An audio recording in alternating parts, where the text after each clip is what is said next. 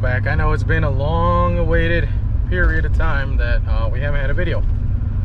Well, to say the least, it's been busy, and life, different obstacles, different events, all that has kicked in, and well, it's made it a little tough to try to get out a video at this given time. That being said, with everything a little bit more manageable, here we are. And truly, I wanted to talk over something that a lot of people, I don't know if they're having the same thoughts that I am.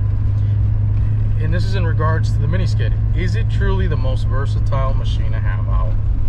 There's times when I do believe so, and I love having the machine. And there's other times where it leaves me kind of just needing and wishing for more. And what is that more? Speed. I think that's a big one. Maneuverability. And not that it's not small enough, not that it's not nimble enough or all that. No. It's great. But I think it comes down really to just that, the speed. Can I get in and get out? Can I turn around in such tight spaces and corners quick enough, accessible enough, without damaging the turf? I think that's a big one. And it kind of, man, these roads are terrible. That's kind of where it leaves me wishing for more. That I'm happy with it, but at the same time I'm kind of like, well, maybe perhaps something like a small wheel loader I'd be happier with. And so that being the case, that's kind of where I'm bringing up this video. I want to really point out those highlights and the pros of it, and I really want to demonstrate and show the cons. Where are the shortcomings of this machine at? You guys that have one, or maybe that you guys that have both, feel free to chime in and let me know what time and place do you feel that you benefit of having both, or what time and place do you feel like you enjoy the loader, like a Giant 1200, or like a Vermeer, like an ATX, an Avant, even like a 528, I believe is a number, 523. They got so many numbers, but something along those lines with like 1,200 pound lift capacity. Where do you guys find that you like one over the other, and so on and so forth? So that's kind of where it's at. We'll go back to the job site. I'm actually just leaving now to pick up some food, but I felt this is a great time to get you guys an introduction, say hi. We'll go back to the job site, kind of look at the turf a little bit. We'll look at the shortcomings of having tracks, and especially when you're trying to do gravel kind of stuff, like gravel work, and you get it in between the tracks and the drive motors of those tracks. So, like I said, we'll touch base. You guys let me know what you think, and we'll close this video out with another little update of us doing a little patio. So, let me cut out here, finish driving, pick up some food, and we'll see you back here shortly.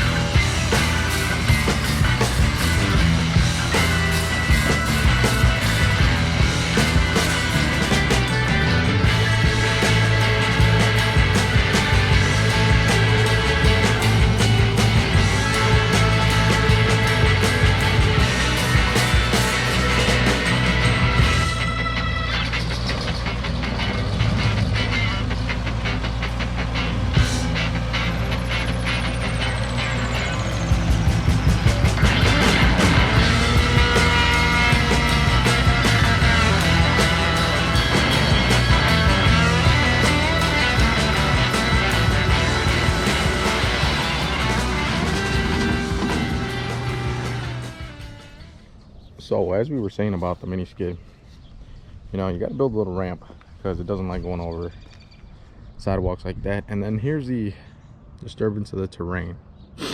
Well, having a load gravel like that, you got to turn over here pretty well, you know. And I feel like the mini skid struggles with that, as opposed to when you're going straight, that's fine. The problem comes when you got to do some sort of turning. Then that's when you really struggle. Starts ripping up that terrain. Let me go around so I don't gotta take that fence post down.